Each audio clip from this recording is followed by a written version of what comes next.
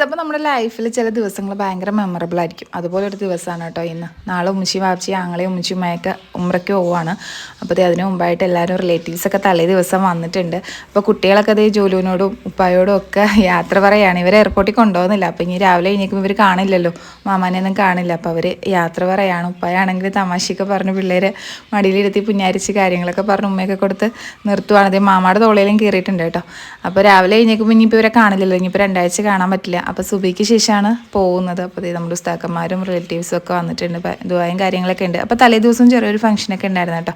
അപ്പോൾ എല്ലാ പരിപാടികളും നല്ല റാഹത്തായിട്ട് നടന്നു. വാപ്പച്ചിയുടെ സന്തോഷമായിരുന്നു ഇതെല്ലാം. അപ്പോൾ ഇങ്ങനെയൊക്കെ ചെയ്യുന്ന വലിയ ഇഷ്ടമാണ്. അപ്പോൾ ഇത് കഴിഞ്ഞത് അവർ യാത്ര പറഞ്ഞ് ഇറങ്ങുകയാണ്. ഇത് ആങ്ങളെയാണ്.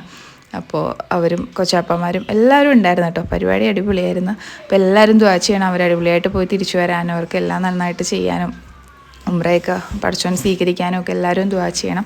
അപ്പോൾ ഉമ്മച്ചിയുമായും